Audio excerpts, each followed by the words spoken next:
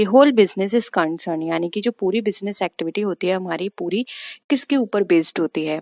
Manufacturer और retailer, producer से customer, producer से एजेंट या फिर कस्टमर से एजेंट। बताइए एक बिजनेस एक्टिविटी कैसे हमारी रन करेगी या किस पर बेस्ड होती है? देखिए यहाँ पे राइट आंसर की बात करें तो यहाँ पर हो जाएगा हमारा बी, क्योंकि देखिए प्रोड्यूसर से लेके कस्टमर तक की हमारी लाइन होती है, पूरी एक्टिविटी हमारी इन दोनों के चारों ओर घूमती है। अब बीच में और पर्सन भी आ सकते हैं, जैसे कि होलसेलर आ गया, रिटेलर आ गया या फिर एजेंट आ गया, ठीक है, ये लोग आ गए। लेकिन एक्टिविटी हमारी किससे शुरू हुई? प्रोड्यूसर से, और खत्म कहाँ हुई? कंज्यूमर पर या कस्टमर पे, ठीक है। तो ऑप्शन बी क्या हो जाएगा? हमारा राइट आंसर हो जाएगा। आई होप यहाँ पर आपको ये क्वेश्चन पूरा क्लियर हुआ है। कोई भी क्वेश्चन में डाउट हो तो प्लीज बता दीजिएगा, हम दोबारा से डिस्कस कर लेंगे। नेक्स्ट है, how many partners are there in chemical business, यानी कि केमिकल बिजनेस के अंदर कितने पार्टनर्स होने चाहिए? बताइए।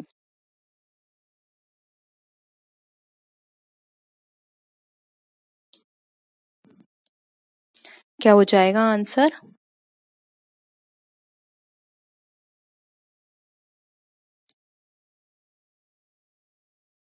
राइट आंसर क्या हो जाएगा यहाँ पे? सी हो जाएगा 10, ठीक है। नेक्स्ट क्वेश्चन देखिए, अब इसमें से आपको बताना है कौन सी इंडस्ट्री आपकी एक्सट्रैक्शन इंडस्ट्री है। Animal husbandry, fish, pig farming या फिर फॉरेस्ट्री।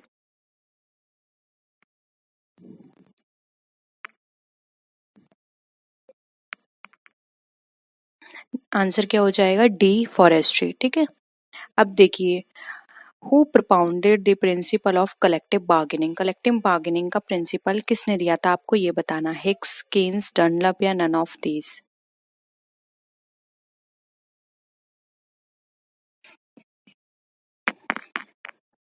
देखिए कलेक्टिव बार्गेनिंग के प्रिंसिपल की बात करें तो ऑप्शन डी हो जाएगा, नन ऑफ दीज, क्योंकि ये दिया था सैमुअल गोम्पर्स ने। क्या है? सैमुअल गोम्पर्स, ठीक है, इन्होंने दिया था ये सबसे पहले कॉन्सेप्ट। ऑप्शन डी यहाँ पे राइट आंसर हो जाएगा। नेक्स्ट है, who propounded the expectancy theory of motivation, बहुत ही इंपॉर्टेंट थ्योरी है expectancy theory of motivation, exam में ये बहुत पूछी जाती है, किसने दी थी?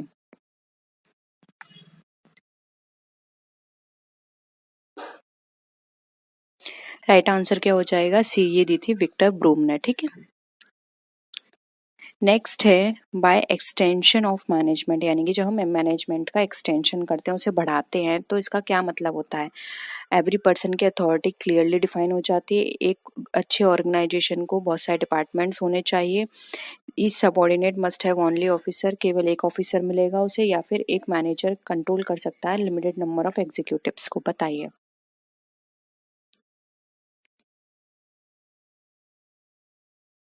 क्या लगता है आंसर? देखिए यहाँ पे आंसर हो जाएगा डी, जो हम अपने मैनेजमेंट का एक्सटेंशन कर देते हैं, यानी कि हमने उनको डिपार्टमेंट वाइज बना दिया है, ठीक है, जैसे कि sales department, production department, planning department, research and development department, सब चीज़ हमने अलग अलग बना दी है। तो यहाँ पर क्या होगा, हर मैनेजर के अंदर सिर्फ लिमिटेड नंबर्स होंगे सबॉर्डिनेट के, और वो सिर्फ उन्हीं को एक मैनेज करेगा, उन्हीं को कंट्रोल करके रखेगा, उन्हीं को गाइड करेगा, ठीक है। उसके पास डिफरेंट डिपार्टमेंट नहीं है, उसके पास सिर्फ पर्टिकुलर एक डिपार्टमेंट है, सिर्फ वो उन्हीं के ऊपर काम करेगा, ठीक है। तो यहाँ पे ऑप्शन डी हमारा राइट आंसर हो जाएगा। नेक्स्ट क्वेश्चन है, अब एक स्पेशल स्कीम को हम क्या बोलेंगे जो कि स्पेसिफिक सर्कमस्टेंसेस में एग्जीक्यूट करने के लिए बनाई जाती है?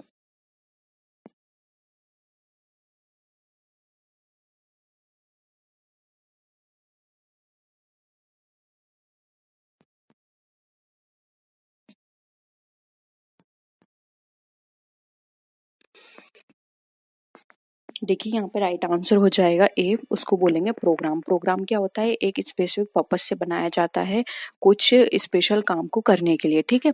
तो ऑप्शन ए यहाँ पे हमारा करेक्ट हो जाएगा।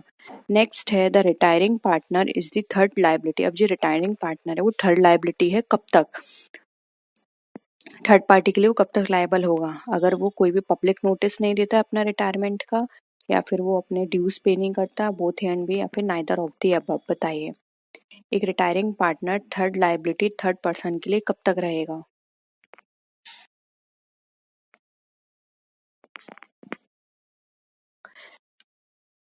देखिए, रिटायरिंग पार्टनर कोई भी पर्सन अगर रिटायर होता है किसी भी फर्म से, पार्टनरशिप फर्म से, तो उसको सबसे पहले एक नोटिस देना होता है कि मैं यहाँ से रिटायर हो रहा हूँ, जिससे कि अगर फ्यूचर में कोई भी फर्म के अंदर लॉस होता है या किसी भी तरह की लायबिलिटी बनती है तो वो उसके लिए लायबल ना हो, क्योंकि बाहर की पब्लिक को नहीं पता वो लायबल है या नहीं। वो लोग उनके ऊपर उसके ऊपर भी केस कर सकते हैं कि हमने आपके नाम से इन्वेस्ट किया था, या फिर हमें नहीं पता आप भी इसके पार्टनर थे या नहीं, आपको एक नोटिस देना चाहिए था। इसलिए ये लायबिलिटी होती है, वो या तो अपने सारे ड्यूज पे कर दे और साथ ही साथ वो एक नोटिस भी वहाँ पर सेंड कर दे, या हम कह सकते हैं नोटिस निकाल दे कि हाँ वो अब यहाँ से रिटायर हो रहा है। ठीक है, तो ऑप्शन बी और ए दोनों ही हमारे यहाँ पे राइट आंसर हो जाएंगे। ठीक है, नेक्स्ट देखिए, only notice of the dissolution of the firm is sufficient, यानी कि डिसोल्यूशन ऑफ द फर्म का केवल नोटिस जरूर सफिशिएंट है। किस कंडीशन में?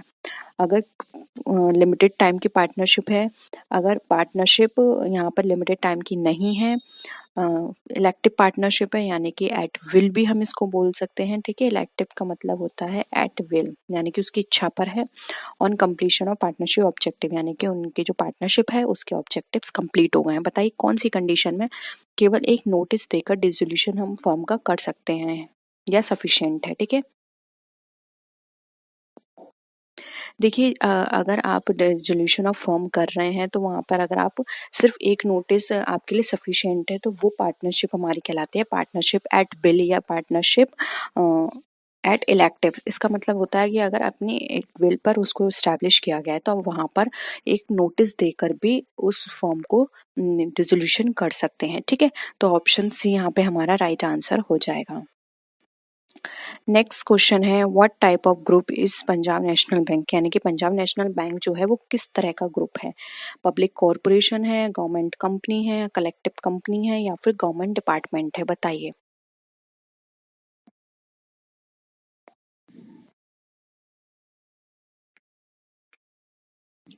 देखिए, पंजाब नेशनल बैंक जो है एक पब्लिक कॉरपोरेशन की तरह काम करता है। ठीक है, तो ऑप्शन ए यहाँ पे हमारा राइट आंसर हो जाएगा।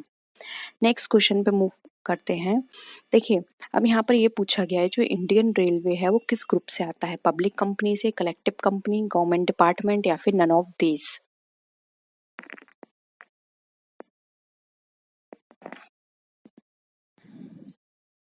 देखिए, इंडियन रेलवे जो है वो गवर्नमेंट डिपार्टमेंट में आता है, इसका एक अलग डिपार्टमेंट है। इसलिए आपने देखा होगा रेलवे बजट अलग से प्रिपेयर किया जाता है। जो हमारा बजट होता है यूनियन बजट, उसमें इसको इंक्लूड नहीं किया जाता। रेलवे का बजट एक अलग से बनता है क्योंकि ये अलग डिपार्टमेंट है गवर्नमेंट का। ठीक है, ऑप्शन सी यहाँ पे हमारा राइट आंसर है।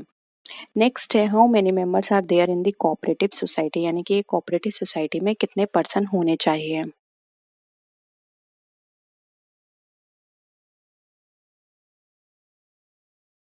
देखिए, राइट आंसर हो जाएगा बी 10। ठीक है, नेक्स्ट क्वेश्चन देखिए, what is the civil liability of a company audit, यानी कि एक कंपनी ऑडिट की सिविल लाइबिलिटी क्या है? उसकी नेग्लिजेंस के लिए, फॉल्स स्टेटमेंट देने के लिए, wilful making a false statement, या फिर ऑल ऑफ द अबव?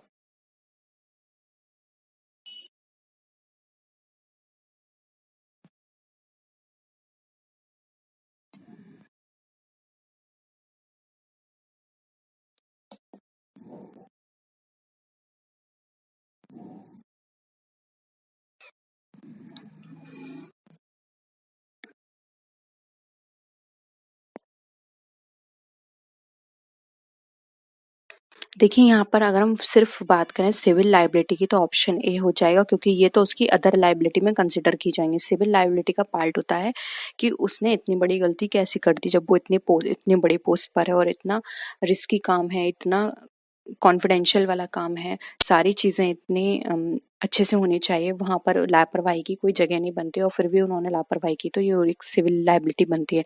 बाकी तो सब उसकी स्टैट्यूटरी और कॉन्ट्रेक्चुअल बेसिस पे लायबिलिटी है। ठीक है, तो ऑप्शन ए यहाँ पे हमारा राइट आंसर हो जाएगा। नेक्स्ट है what is the audit done in modern corporation. Modern corporation में ऑडिट किस तरह की डन की जाती है, यानी कि क्या पर्पस है।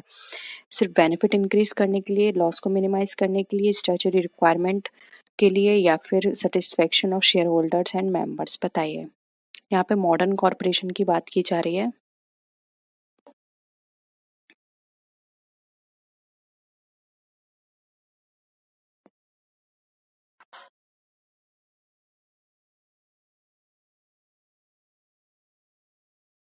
देखिए, सिर्फ स्टैट्यूटरी रिक्वायरमेंट पूरा करना ऑडिट का पर्पस नहीं है। ऑडिट का अब पर्पस हो गया है जो भी उसके शेयर होल्डर्स हैं उनको सेटिस्फाई कर पाए, और सेटिस्फाई तभी कर पाएगी जब वो ट्रू और फेयर पिक्चर शो करेगी, अपनी ऑडिट बिल्कुल अप टू डेट रखेगी, सही तरह से ऑडिट करेगी। ठीक है, तो मॉडर्न कॉरपोरेशन का मेन काम होता है अपने शेयर होल्डर्स को सेटिस्फाई करना, जिससे कि वो फर्दर इन्वेस्टमेंट करें। ठीक है, तो ऑप्शन डी यहाँ पे हमारा राइट आंसर हो जाएगा।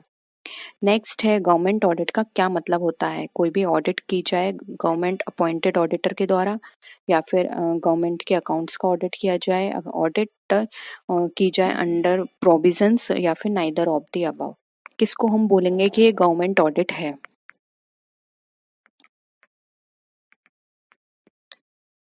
देखिए, गवर्नमेंट ऑडिट वो ऑडिट होती है जहाँ पर जो ऑडिटर है वो गवर्नमेंट द्वारा अपॉइंट किया जाएगा। ठीक है, तो ऑप्शन ए यहाँ पे हमारा करेक्ट हो जाएगा।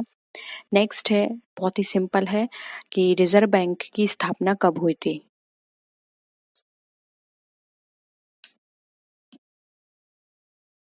देखिए, डी यहाँ पे राइट आंसर हो जाएगा, ऑन 1 अप्रैल 1935 में। ठीक है, अब है who sign the Indian currency of ₹1, यानी कि जो इंडियन करेंसी 1 रुपए का जो नोट होता है उस पे किसके साइन होते हैं।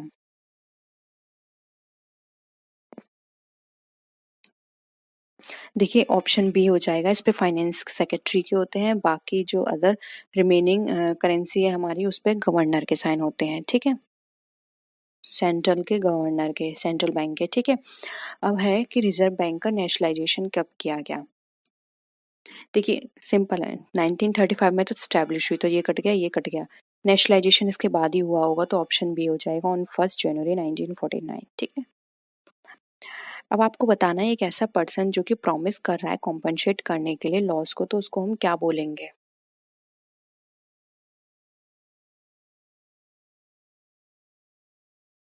उसको हम बोलेंगे श्योरिटी, क्योंकि उसने श्योरिटी ली है तो वो जितना भी कॉम्पनसेट होगा लॉस का तो उसको तो पे करना पड़ेगा। ठीक है, तो ऑप्शन ए हो जाएगा।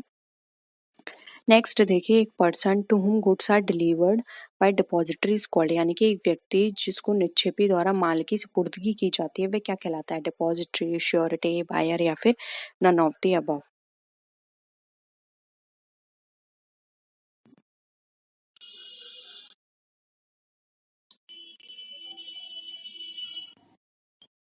राइट आंसर हो जाएगा श्योरिटी, इसको भी हम श्योरिटी ही बोलेंगे।